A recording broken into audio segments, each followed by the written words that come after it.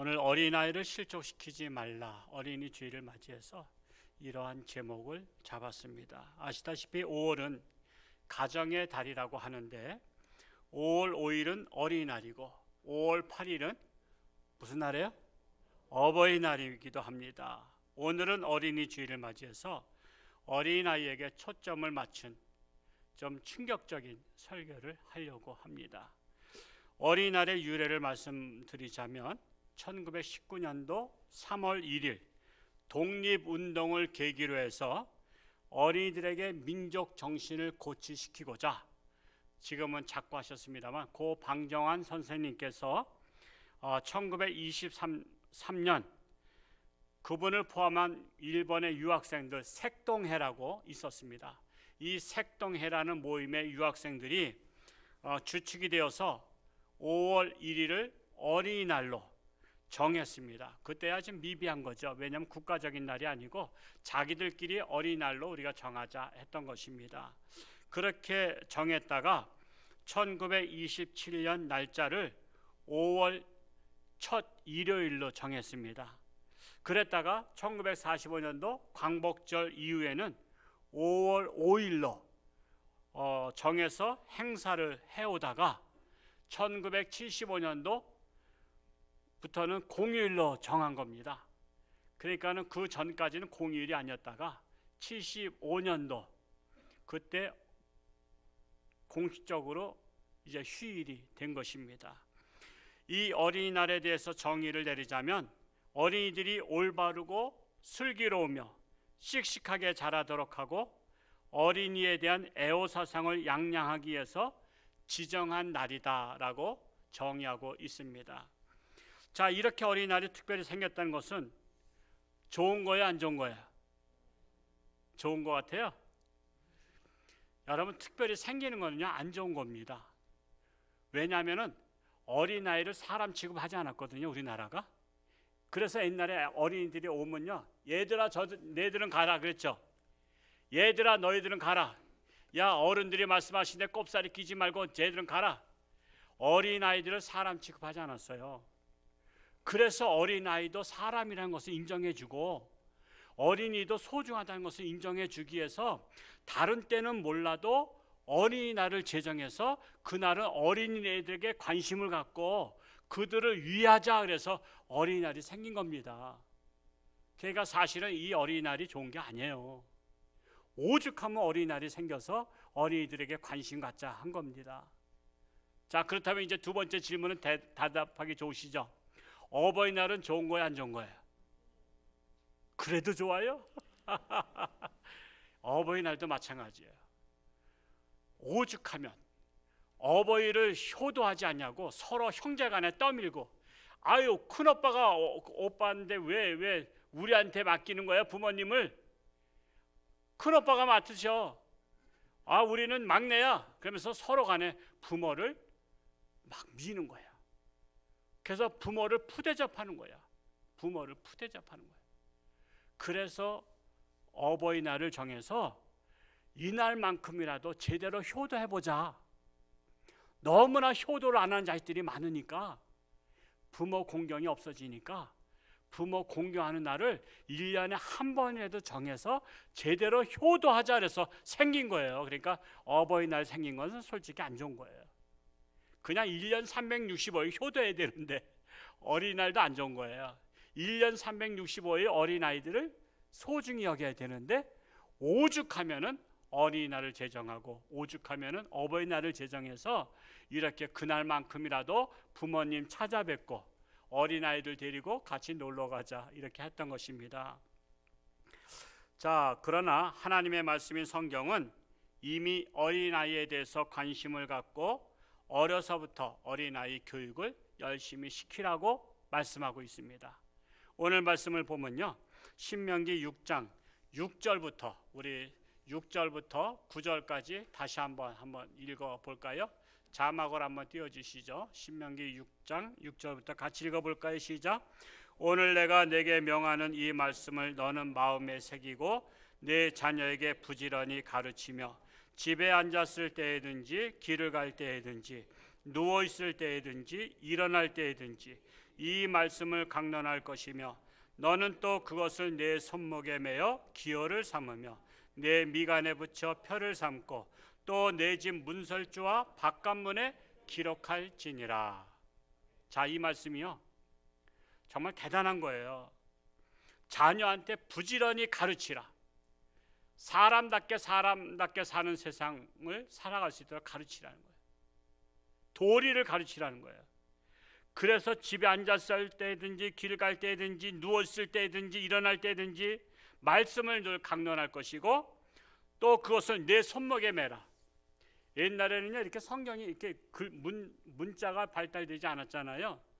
인쇄가 발달되지 않았다고. 구텐베르크 때 이제 발달됐다고 했잖아요. 그러니까는 글자를 써가지고 손목에다 붙들어 맸어요. 너 이 말씀 꼭 외워라. 그래서 손목에 매서 가끔 가다가 이걸 끌러서 보는 거야. 그리고 또 어디에다 이 끈앞을 만들었냐면 이마에다 만들었어요. 그래서 구절을 한 구절 쓰고서 너 이걸 오늘 꼭 외워라. 그래서는 이것을 이마에다 이렇게 붙들어 매놨어. 머리띠처럼. 왜 그랬을까요? 네 머릿속에 집어넣어라 이거야. 그래서 머리에다 했어요. 뿐만 아니라 내 집 문설주와 바깥문에 기록할지니라. 여러분 집의 문에다가 입춘대기라고 쓰는 게 아니라 하나님의 말씀 자녀한테 가르쳐야 될 그 말씀을 거기에다 써놓으라 이거야. 그래서 문에 들어올 때 그 말씀을 보라 이거야. 그러니까 기회가 있는 대로 아이들한테 하나님의 말씀을 접할 수 있는 기회를 주라는 거예요. 그래서 교육을 시키라는 거예요. 여러분 우리나라 속담에도 3살적 버릇이 몇 가지 간다 그랬어요? 80가지 간다 그랬어요. 어려서부터 부지런히 가르쳐야 장래 희망이 있다라는 것입니다. 참으로 우리나라가 기독교가 들어온 지가 140여 년 됐습니다. 1884년도를 공식적으로 말씀하고 있죠. 그래서 140여 년이 됐는데 선교사님들이 들어와 보니까 한국에 어떻게 해야 깨우칠 것인가 변화시킬 것인가. 그래서 이 3가지 중점 사업에 역점을 뒀습니다. 3가지. 그 첫 번째는 한국에 보니까는 샤머니즘 문화, 즉 우상 문화야. 그래서 온갖 우상에 쪄들어서 저주받은 나라야. 이거 안 되겠다. 이 저주받은 나라를 하나님의 복받는 나라로 만들어야 되겠다 해서 교회를 세우기 운동을 했어요. 그래서 미국에서 최초 선교사 보내기를 한 교회에서 한 교회 짓기 운동을 했어요. 보통 미국에 그 당시에는 이렇게 큰 교회가 없었어요. 보통 20, 30명, 40, 50명 모이는 교회가 기념으로 하나씩 교회를 세웠어요. 그래서 한국의 곳곳에 선교사가 원하는 곳에 교회를 기념교회로 하나씩 세우면서 지방 방방곡곡에 교회가 들어서기 시작했어요. 그냥 교회 사역을 중점적으로 뒀죠. 두 번째는 병원 사역을, 의료 사역을 중점적으로 뒀어요. 한국에 가만히 보니까 어린아이들이 돌도 되기 전에 죽어. 그러니까 조그만 질병만 걸려도 그냥 시름시름 앓다가 죽는 거야. 그래서 여러분 지금은 어린아이도요 장례식 하고 나면은 화장하고 이렇게 모시지만은 제가 어렸을 때만 해도 어린아이들은 장례식을 안 치렀어요. 여러분 동네는 치르셨나요? 장례식을 안 치르고 어린아이가 죽으면 가마떼기에다가 뜰뜰 말아가지고 아버지가 지게에다 지고 산속으로 혼자 들어가. 왜냐하면 가족들 모르게, 어디고서 묻었는지 모르게. 그래서 산속에 들어가서 삽으로다 파고 그냥 거기다 묻었어요. 그것을 갖다 뭐라 그래? 애청이라 하죠. 애청. 애청이라는 소리 들어보셨는가? 우리 성가대. 그러면 같은 세대입니다. 그 애청이라 했어. 그래서 저기 근처에 애청이 따르면 어린이 때 산에 가서 놀다가도 왠지 소름이 끼치고 막 무서웠어요. 그게 바로 뭐냐면 돌 지나기 전에 아이들이 많이 죽은 거야. 웬만한 병, 주사 한 방 맞으면 살 수 있는 병인데 죽었어. 그래서 1년을 살면 너무나 기뻐서 이제는 면역력이 생기고 이제는 살 수 있겠다는 희망 때문에 돌잔치 생겼다니까. 그래서 돌잔치를 뻑적지근하게 알고 그때 실을 거기다가 했잖아. 실이 뭐야? 명줄이 길라고, 좀 제발 오래 살라고. 요즘에 돌잔치에서 실 하나? 지금 너무 살아서 걱정이지. 지금은 너무 살아서 걱정이지.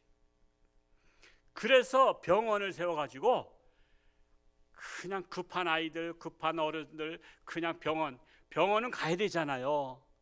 그러니까 선교사님들이 의사들을 또 이렇게 파견 보내가지고 의사를 통해서 이거 아이가 기도해야 됩니다 하고선 기도하고서는 치료해주고 기도하고서는 고쳐주고 막 그러니까 와, 무당한테 구태봤자 소용없었구나.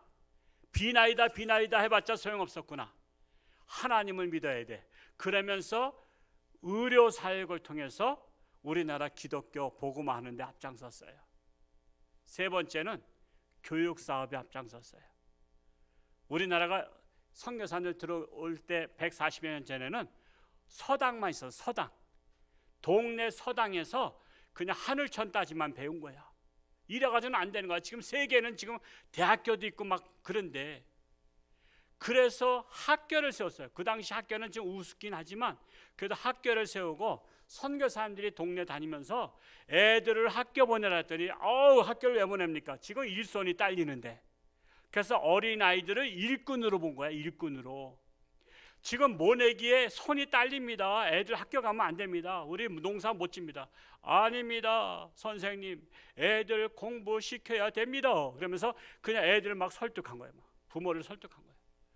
그래서 선교사님의 설득에 넘어간 자녀들은 공부를 제대로 해서 우리나라 지도자들이 된 거예요.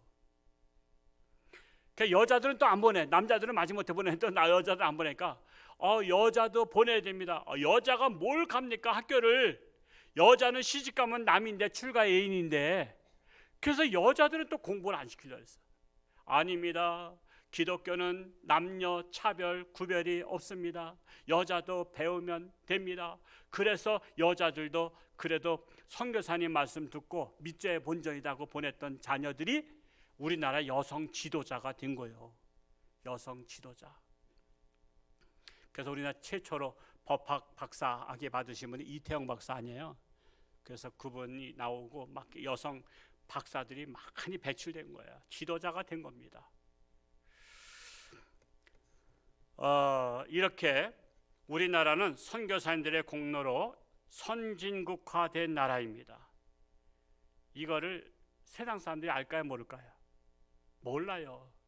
저처럼 기독교 역사관을 가지고 책을 봤기 때문에 아는 거예요. 기독교 역사관이 아니고 세계사관으로 보면 기독교가 그렇게 우리나라 선진국화 되는데 공로 있다고 그렇게들 세상 사람들은 보지 않아요. 그러나 제가 보는 기독교 역사관은 선교사님들이 우리나라 문맹률을 깨우치고 병원을 세워서 많은 사람이 죽을 사람들이 살아났고, 교회가 세워짐으로써 우상을 타파하게 됐고 하나님을 섬기는 축복의 나라가 됐기 때문에 그 결과 지금 선진국이 되었다는 사실이에요. 그리하여 지금의 할아버지 세대가 허리띠를 졸라매서라도 교육을 시키기 시작했죠.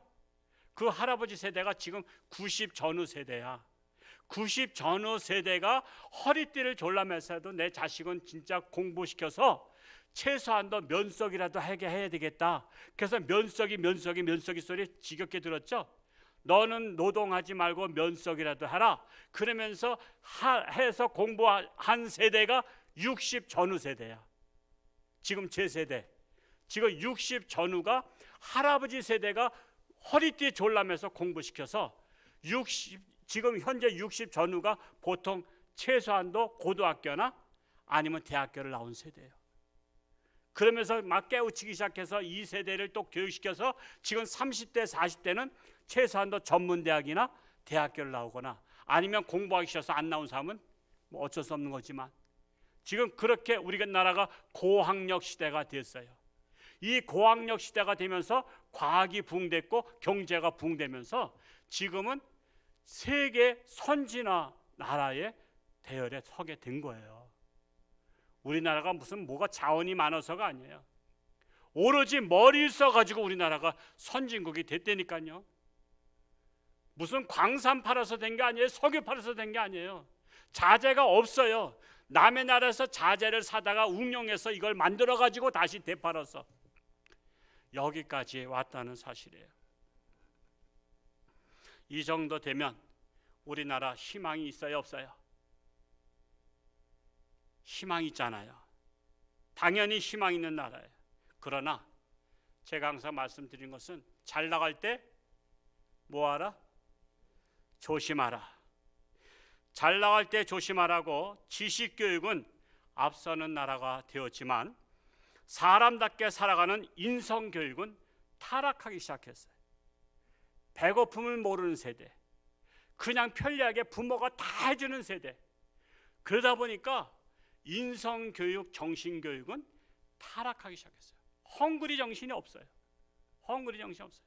부모가 다 해주는데 뭐 내가 돈 벌으면 뭐해? 부모가 다 재산 물려줄 건데, 우리 집 뭐 자식 나 하나밖에 없는데 그 아버지 아파트가 다 내 거지 뭐. 어차피 아버지 죽으면 나한테 주지 남의 이웃집 애한테 줘?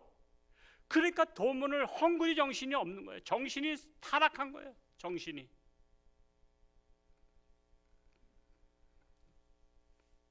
뿐만 아니라 인간성을 말살시키는 악한 교육 정책을 오늘날 유치원까지 침투해서 교육을 시키고 있음에도 불구하고 학부모나 어르신들이 이를 아직도 눈치채지 못하고 있어요. 지금 우리나라의 악한 교육 정책을 유치원부터 침투시켜서 지금 참교육이란 이름으로 지금 인간성을 말살시키는 교육 정책을 하고 있어요. 이것을 지금 부모님도 심각한 것을 모르고 지금 오늘날 어르신들도 몰라. 기가 막힌 거예요. 그런데 예수님께서 단호히 말씀하십니다. 마태복음 18장 6절에서 7절 우리 같이 한번 읽어볼까요? 시작. 누구든지 나를 믿는 이 작은 자 중 하나를 실족하게 하면 차라리 연자 맷돌이 그 목에 달려서 깊은 바다에 빠뜨려지는 것이 나으니라. 실족하게 하는 일들이 있음으로 말미암아 세상에 화가 있도다. 실족하게 하는 일이 없을 수는 없으나 실족하게 하는 그 사람에게는 화가 있도다. 즉 어린아이들을 실족시키지 말라는 거예요. 어린아이를 실족시키지 말라. 어린아이를 실족시키지 말라는 게 그냥 말 그대로다가 길 가는 애를 발 걸어서 실족시킨다는 게 아니라 어린아이들을 망가뜨리지 말라는 거예요. 망가뜨리지 말라. 그들의 인생을 망가뜨리지 말라. 오늘날 무엇으로 어린아이들을 망가뜨립니까? 교육으로 망가뜨려요. 여러분 교육이라고 다 좋은 줄 아세요? 북한 가서 교육받으면 좋은 줄 아세요? 러시아 가서 교육받으면 좋은 줄 아세요? 어떤 나라, 어떤 국가관과 어떤 가치관을 가지고 배우냐에 따라서 여러분 교육의 그 방향이 그리고 그 사람의 사고가 달라지는 거 아시죠? 캄보디아가 독재 나라가 되고 킬링필드가 된 게 거기에 한 대학생이 어디 나라 갔다 프랑스인가 어디 갔다가 좌파 사상에 물들어 가지고 그래서 사람들 지식인들을 다 죽이는 역할을 했잖아요. 교육을 잘못 받으면 사람들을 다 죽여버리는, 그래서 캄보디아의 3분의 1을 죽여버리는, 자기가 지도자가 되면서 3분의 1을 죽여버리는 그런 지도자가 됐어요. 여러분 사상교육을 잘못 받으면 세상을 불행에 빠뜨리는 주인공이 된다는 사실이에요.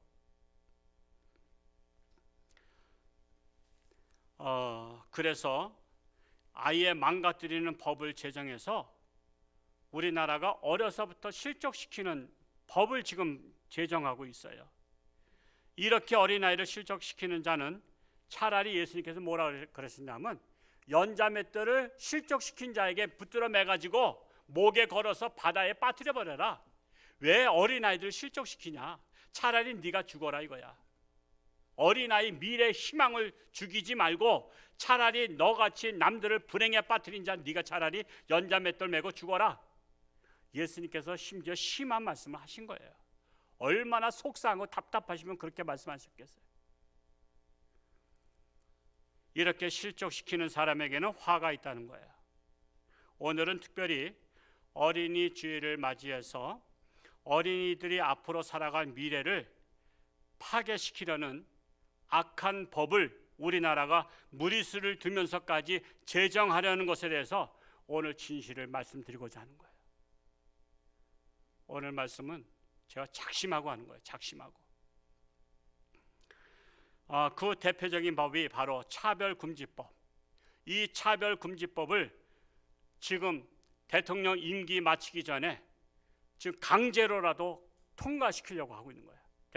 이번 대통령 임기가 열흘밖에 안 남았는데 마치기 전에 다음 대통령 되면 통과 안 되니까 지금 열흘 전에 강제로라도 통과시키려고 차별금지법을. 여러분, 기독교는 기본적으로 남녀노소 빈부 귀천을 막론하고 차별하는 종교는 결코 아닙니다. 하나님의 아들 예수님께서 이 세상에 오셔서 절대 차별하지 않으셨어요. 가난하고 소외되고 병든 자 등을 친히 사랑하시고 불쌍히 여기셨어요. 그리하여 교회는 예수님의 사상을 따라서 차별하지 않는 세상을 만들기 위해서 선도적인 역할, 즉 주도적인 역할을 교회가 앞장서 해왔습니다. 그럼에도 불구하고 세상 사람들이 오해하는 것은 국회에서 차별금지법을 통과시켜서 차별 없는 좋은 세상을 만들겠다고 하는데 왜 기독교는 반대하느냐고 지금 이런 프레임을 씌웠어요. 아니, 차별금지하지 않는 좋은 세상을 국회에서 만들겠다는데 왜 기독교가 앞장서서 차별금지법을 반대하느냐? 그러면 차별하는 세상을 만들겠다는 것이냐? 그러면서 지금 기독교는 나쁜 종교다, 차별하는 종교다. 지금 이렇게 세상 사람들한테 인식을 심어주고 있어요. 인식을. 우리나라는 이미 현행 개별적 차별금지법을 시행하고 있는 나라입니다. 그런데 추가로 차별금지법을 시행하려고 하는 목적은 기독교 신앙과 하나님의 말씀에 위배되는 성소수자인 동성애 차별금지법을 통과시켜서 우리나라를 장차 이끌어갈 어린이들이 어려서부터 동성애 교육을 학교에서 떳떳이 배워서 동성애 나라로 만들려고 하는 거예요. 이것을 3살적 벌이 8까지 간다고 어려서 가르쳐야 된다는 거예요. 동성애 하는 법을 학교에서 직접 학습 교육으로 시켜야 된다는 거예요. 그래서 자기가 자기 인권에 대해서 선택하라는 거예요.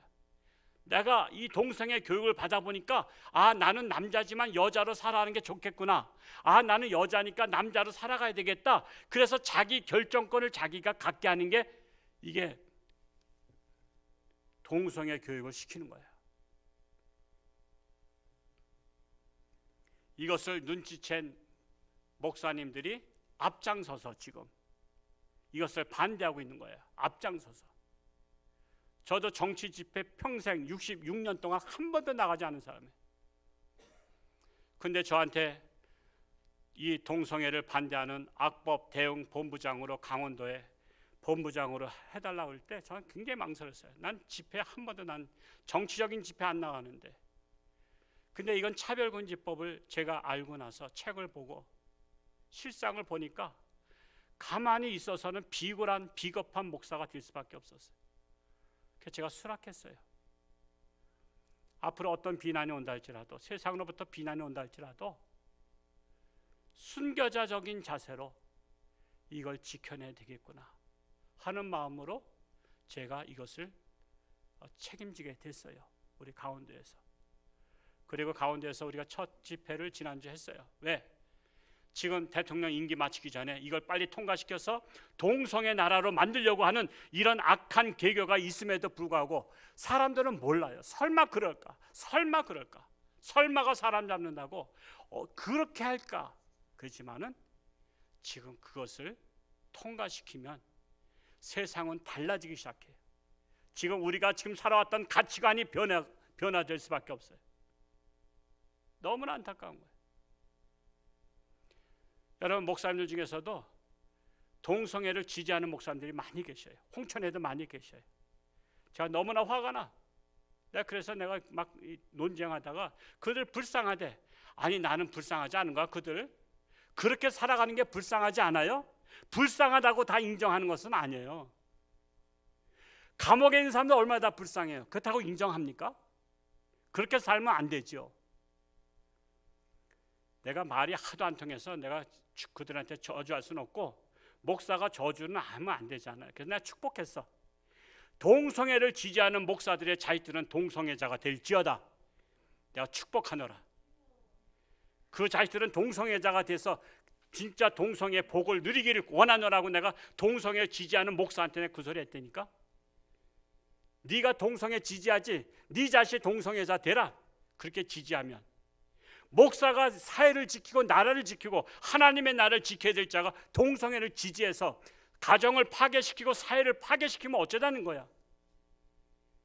그래서 다음 달 신문에는 동성애를 반대하는, 차별금지법을 반대하는 우리 홍천의 목사들을 제가 명단을 크게 낼라 그래요.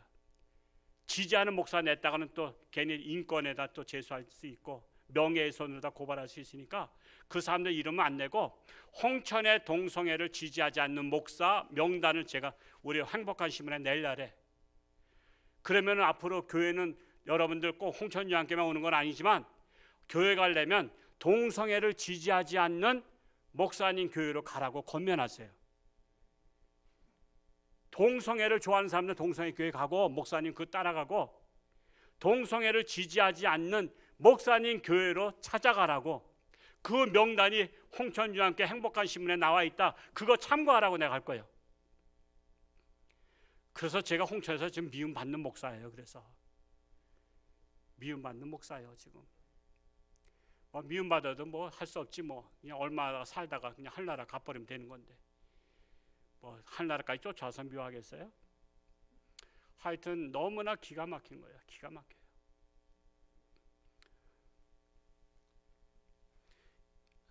그래서 이번 5월호인 홍천중앙신문에도 제가 게재했습니다만, 차별금지법이 꿈꾸는 세상, 오늘 좀 정리해 드릴게요. 지난 2부 시간에도 동성애가 나쁜 줄 몰랐는데 제 설교 듣고 깜짝 놀랐다는 거예요. 그냥 깜짝 놀랐다는 거예요. 그렇게 심각한지는 몰랐다는 거예요. 우리가 구체적으로 알지 못하면 그럴 수밖에 없어요. 자, 이 차별금지법이 꿈꾸는 세상이란 첫째로 남성도 여성도 아닌 제3의 성별을 50가지로 구분하는 세상을 만드는 거예요. 자, 하나님께서 태초에 천지 만물 창조하시고 남자를 만드시고 여자를 만드셔서 이 세상의 성은 몇 가지예요? 2가지인데 2가지가 아니라는 거예요. 성경 틀렸다는 거예요. 2가지가 아니라 50가지라는 거예요. 남자의 성, 여자의 성, 남녀를 같이 갖고 있는 성, 아니면 또 남자인데 여자를 갖고 있는 성, 여자인데 남자를 갖고 있는 성, 나는 사람이지만 짐승을 좋아하는 성. 왠지 개만 보면 막 흥분해. 왠지 고양이만 보면 흥분해. 여자가 숫고양이 보면 흥분해. 그는 고양이 성을 갖고 있는 거야. 그래서 여러 가지 짐승과 이런 것들을 가지고 해서 50가지 성을 만들어낸 거야. 그래서 이 차별금지법이 통과되면 이제 동물이라고 생각한 사람은 동물과 결혼할 수 있도록, 호적에 올릴 수 있도록 길을 열어주자는 거야.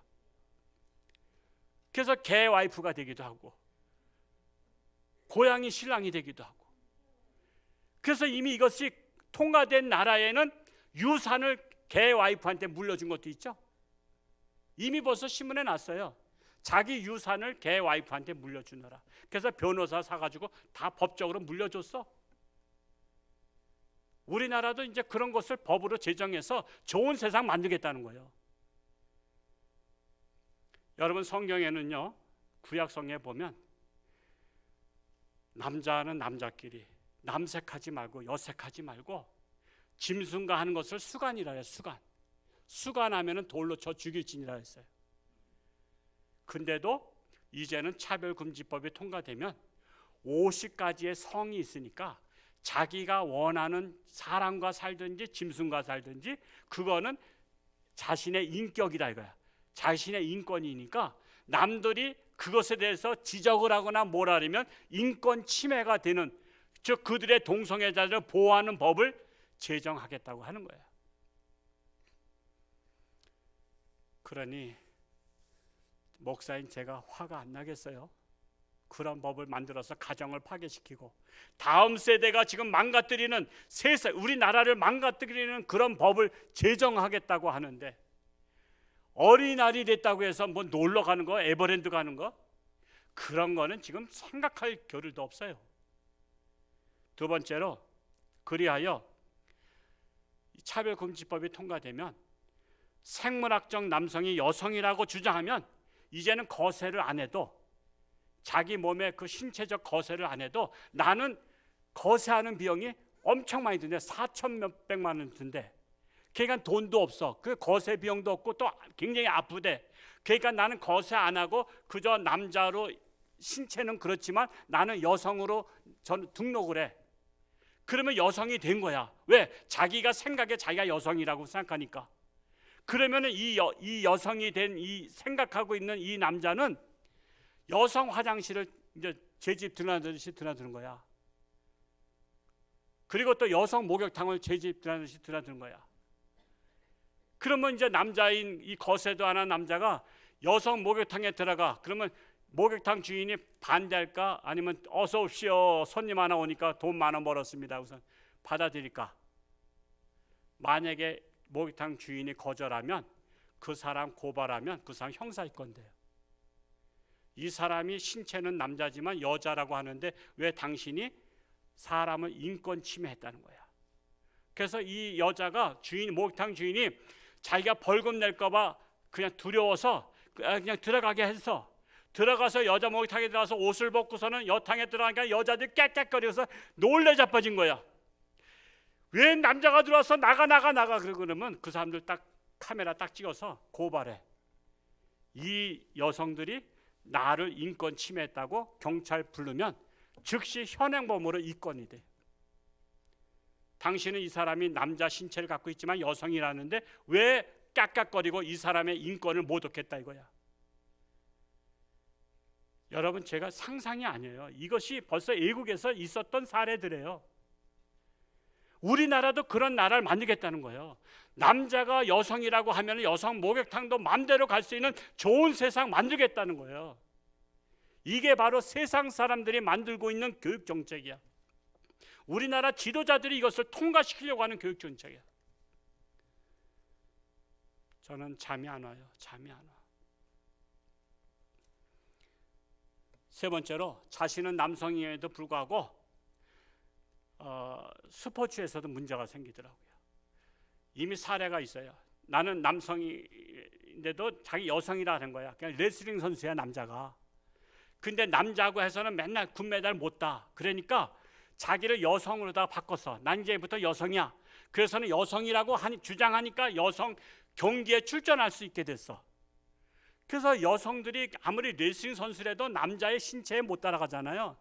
그래서 여성하고 경기를 해가지고 여성의 목을 졸라서 죽여버렸어. 아예 그냥 막 매대기 치고 그래서.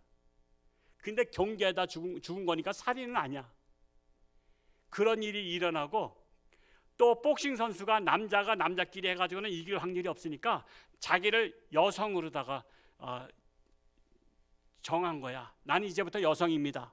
그러니까는 여성의 그 출전을 못하게 하면 이게 또 인권 침해가 돼서 어쩔 수 없이 시켰더니, 남자는 기본적으로 골격이 있고 힘이 세잖아요. 그래가지고 여성 복싱 선수를 때려 눕혀가지고 죽여버렸어. 이게 벌써 외국에서 있었던 사례들이야.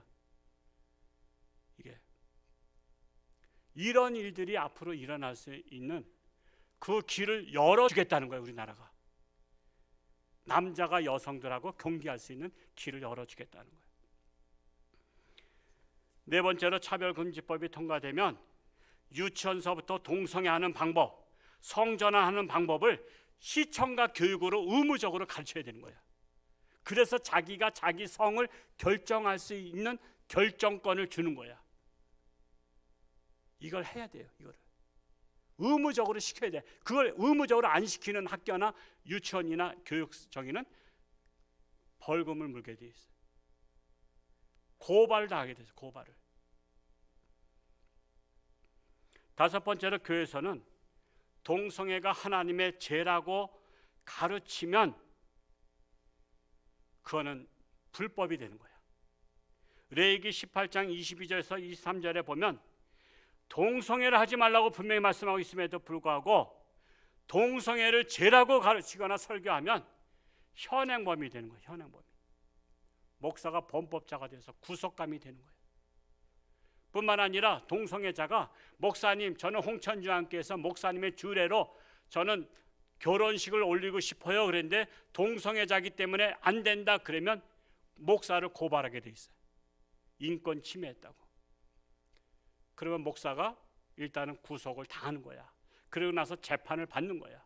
그러면은 이 사람들하고 합의를 보든지 아니면 목사님이 회개하고 동성애자들을 결혼시켜 주든지 선처를 베풀어 주는 게 목사가 잘못했다고 회개하는 거야. 내가 동성애자들을 내가 인권을 침해해서 죄송합니다. 내가 다음 달에 결혼식 시켜줄 테니까 날 좀 용서해달라고 빌어야 되는 거야. 그런 세상이 오는 것을 말하고 있어요. 여섯 번째로 뿐만 아니라 여러분의 가정에도 남자 며느리를 볼 수 있는 세상, 여자 사이를 볼 수 있는 세상이 되어야 아름다운 세상이 된다는 거예요.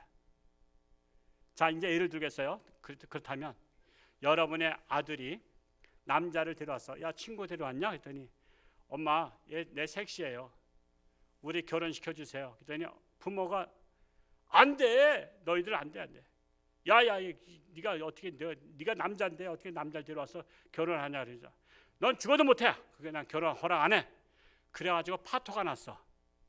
근데 내 아들은 부모를 고발 안 하겠죠. 근데 결혼을 못 시키게 한 그 섹시라는 애가 우리 헤어질 바에는 난 네 부모 고발할 거야. 그래서 결혼을 허락하지 아니한 상대방의 부모를 고발할 수가 있어요. 그러면 어차피 헤어지는 마당에 내가 네 부모 내가 고발해서 그게 고발하는 거야. 그래서 이것이 결정이 되면 차별금지법이 통과가 되면 앞으로 자식이 동성애자를 데려오든 어떤 애를 데려오든 무조건 반대하면 안 되는 거야. 그러면 차별하는 거야, 차별. 그래서 모든 결정을 자기한테 주는 거야. 자식이 깡패를 데려오든 강도를 데려오든 살인범을 데려오든 그것을 반대하면은 차별하는 것이 돼서 법적 구속력이 생기는 거예요. 여러분, 딱 국회에서 맨날 말하는 게 차별금지법 통과시킨다 그랬는데 차별금지법 차별하지 않는 세상 좋은 세상이야. 요 껍데기만 보고 좋은 줄 알아. 그 안에 독소 조항들이 그렇게 많이 세부 조항들이 있다는 사실을 기억을 못해요. 생각 못해. 그러니까는 교회가 왜 차별금지법을 반대하냐 그러는 거야. 그래서 왜 차별하지 않는 세상 좋은 세상인데 왜 교회가 앞장서서 반대하냐 그러는 거예요. 건강증진법 시행규칙에 따라 국내에서 시판되는 술병에는 의무적으로 다음과 같은 문구가 적혀 있다고 해요. 저는 못 봤어요. 제가 술을 안 마시고 술을 좋아하지 않기 때문에. 근데 술병에 이런 문구가 있대요. 지나친 음주는 간경화나 간암을 일으키며 운전이나 작업 중 사고 발생률을 높입니다 라고 써 있대. 맞아요, 안 맞아요? 술 마시는 분 그렇게 써 있다래요. 한번 술병 가서 한번 보시기 바랍니다. 이는 음주자를 혐오하는 문구예요, 아니면 음주자들을 조심해서 건강을 지키라는 문구예요? 혐오하는 문구가 아니죠. 그런데 동성애는 에이즈의 위험성이 있다거나 여러 가지 각종 질병에 걸릴 수 있으니까 조심하시기 바랍니다. 그러면 그건 혐오야. 동성애자들 혐오하는 발언이 돼서 그거는 현행범이 돼요. 동성애자는 에이즈에 걸린다소리 입만 뻥끗해도 그건 범법자가 되는 거야. 그런데 우리나라는 동성애자가 에이즈에 걸리는 것을 통계를 감추고 있어요. 정부에서 감추고 있어요. 근데 외국 사례들을 제가 다 봤어요. 제가 지금 책을 김지연 박사의 그 약국의 약사예요. 그분의 책을 제가 2권을 읽고 있는데 외국의 사례는 다 나왔는데 동성애자 90%가 에이즈 환자예요. 근데 우리나라는 그 정보를 공개하지 않아요. 동성애자 되면 에이즈에 걸릴 확률이 90%. 그럼에도 불구하고 우리나라는 그걸 미공개하고 있어요. 미공개. 참으로 기가 막힌 거죠. 이런 악법을 국회에서 통과시키려고 하는데도 학부모님이나 어르신들은 아무런 관심도 없어요. 지금 관심도 없어요. 지금 차별금지법 관심 없어요. 솔직히. 어린아이를 실족시키는 교육을 시켜서 가정을 파괴시키고 사회를 파괴시키려고 하는데도 무관심해요. 설마 그런 세상이 오겠냐 그랬는데 설마가 뭐 잡아요? 사람 잡는 거예요. 오죽하면 호세아서 4장 6절에 내 백성이 지식이 없으므로 망하는도다 그랬어요. 내 백성이 지식이 없으므로 세상을 제대로 보지 못하는 거예요. 알지 못하는 거예요. 이 시대가 어떤 시대인지 알지 못하는 거예요. 무식함으로 망하는도다. 오늘 어린이 주일을 맞이해서 다음 세대가 살아갈 세상을 망가뜨려서 물려주시겠습니까? 아니면 아름다운 세상으로 물려주시겠습니까? 그래서 어려서부터 하나님 말씀으로 올바른 교육을 시켜야 하는 것입니다. 세상 교육은 세상을 망가뜨리는 교육으로 나아가고 있습니다. 이 세상 마지막 희망은 오직 교회의 교육만이 남아 있는 거예요. 교회 교육을 받고 자라는 어린이가 다음 세대의 희망인 것입니다. 교회 교육을 받고 자란 어린이가 이 세상의 지도자들이 되어서 파괴되는 가정들을 살리고 붕괴되는 나라를 살려야 합니다. 우리나라 속담에 미운 자식 뭐 하나 더 준다래요? 떡 하나 더 준다래. 제가 이 말씀을 이번 어린이 주일날 자식들 미우면요, 요즘 애들은 떡 안 먹고 뭐 먹죠? 대신 피자. 제가 우리 교회 피자 가게 하는 분이 한 분도 없어서 천만다행이야. 미운 자식 피자 하나 더 사주는 거야. 치킨 얘기는 안 하겠어요. 치킨집은 여럿이 있으니까. 미운 자식 피자 하나 더 사준다니까. 이번 어린이날 뭐 사줄까? 피자 사줄까? 에라. 요즘 우리나라 어린이들 비대한 거 아시죠? 못 먹어서 비실비실에는 없어. 저 북한 애들만 비실비실되지. 이번 어린이날 먹을 거 사주는 분은 그냥 자식 다 미워하는 줄 알아. 얼마나 자식을 미워하면 먹을 거 사죠? 밀어나라고. 밀은 곰탱이 되라고. 이번 어린이날에 그럼 뭐 사줄까요? 책 사죠. 책 사죠. 어린 때부터요, 책을 많이 읽혀야 돼요. 우리나라 아주 교사 중에 유명한 신문 이지성 작가의 그 리딩으로 리드하라 내지는 여러 가지 책을 보면요, 그분은 책을 1년에 365권을 읽어야 정상적인 사람이 된다는 거예요. 그래서 그가 제자들을 가르치는데 거기에 입사 원서를 내려면 1년에 365권을 읽은 다음에 입사 원서 내야 돼. 아니, 그 공부하는 원서를 내야 돼. 그러면 하루에 한 권씩 읽어야 돼. 자기는 하루에 한 권씩 읽는 아이 아니면 안 가르치겠대. 왜? 희망이 없어서.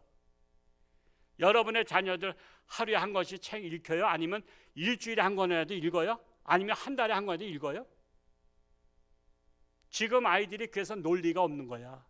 사고력이 없는 거야. 앞에 나와서 어린이날에 대해서 10분 동안 얘기해봐라 하면 뭘 말할 거야? 뭘 말할 거야? 사고가 정리가 안 됐는데 논리 정연한 게 아무것도 없어. 그러니까는 먹는 얘기 아니면 할 얘기 없잖아. 노는 얘기 아니면 할 얘기 없잖아. 제 생활 중에 한 가지 간단히 말씀드리자면, 저는 무조건 하루에 성경은 30페이지 읽어요. 올해 이독 읽고 창세기 오늘 새벽에 60페이지까지 읽었어요. 어제 30페이지 읽었고, 그리고 제가 책을 늘 봐요. 저는 책을 한 번에 한 권을 다 띄는 건 아니고 이 책 저 책 제가 몇 페이지씩 읽는데, 저는 성경과 책을 매일 독서해요. 물론 안 보는 날도 며칠 있어요. 안 보는 날, 책을 제가 못 보는 날도 있어요. 뭐 여러 가지로 분주해서. 그러나 끊임없이 제가 책을 봅니다. 요즘은 동성애에 대해서 책을 보고 있는 중이에요. 동성애에 대해서. 차별금지법에 대해서 제가 책을 읽고 있는 중인데 너무 모르는 거예요. 너무 속상해요. 너무 속상해요. 너무나 기독교인들도 모르는 거야. 너무 안타까운 거예요. 여러분, 이번 어린이날 다른 거 먹을 거 사주지 말고 책 사주세요. 책. 좋은 책. 책을 읽어야 사고력이 크고요. 책을 읽어야 논리적인 사람이 돼요. 책을 읽어야 가치관이 생겨요. 책을 읽어야 올바른 사상이 생겨요. 책을 읽은 사람이 국가관도 올바르게 서요. 쓸데없는 거 사주지 말고, 에버랜드 가지 말고, 요즘에 우리 카페도 생겼잖아요. 도서관 카페. 저 무궁화 수목원에 춘천 가다 거기 가서 애들하고 놀러 가서 산책하고, 야 여기서 책 한 권 읽고 가자. 그러면서 책 한 권 읽히라고. 책나라 여행하는 것처럼 좋은 게 어디 있어. 저는 은퇴하면 책만 읽고 살다 죽었으면 좋겠어. 그냥 책 속에 빠지면 책나라, 내가 모르는 나라를 그냥 여행하는 것 같아. 그냥 커피 한 잔 마시면서 책 읽으면 제일 행복해. 이번 어린이날 먹을 거 사주는 사람은 저한테 들켰다. 벌금 10,000원. 하여튼 몰래 사주지 말고 책을 사주시기 바랍니다. 그래서 이번 어린이집 잘 지키고요. 어린이를 실족시켜서 미래를 망가뜨리는 부모가 우리 교회는 단 한 분도 없기를 축복합니다. 기도하겠습니다. 사랑하는 아버지 하나님, 어린이집을 맞이했습니다. 이 나라가 선진국화가 되었습니다. 선교사님들의 지혜를 따라서 지금까지 왔는데, 그러나 정치 지도자들이 나라를 망가뜨리려고 합니다. 가정을 망가뜨리려고 합니다. 이러한 것을 막지 아니하면 우리 어린이들의 다음 세대 미래는 소망이 없습니다. 망가진 가정, 해체된 가정, 무너지는 사회를 우리가 뻔히 바라볼 수밖에 없습니다. 세상 교육 소망 없습니다. 오로지 교회 교육만이 소망이 있습니다. 그래서 자녀들을 교회에 보내고 자녀들을 하나님의 말씀으로 잘 양육해서 이 시대를 올바른 나라로 이끌어갈 자녀들이 우리 홍천주왕께서 배출되게 하여 주옵소서. 이번 어린이 주일을 맞이해서 뜻깊은 어린이날, 우리 어린이에게 어떤 양식, 정신의 양식, 영의 양식을 줄까를 깊이 고민하며 보람 있게 보내는 어린이날 되게 하여 주옵소서. 예수님의 이름으로 기도하옵나이다. 아멘.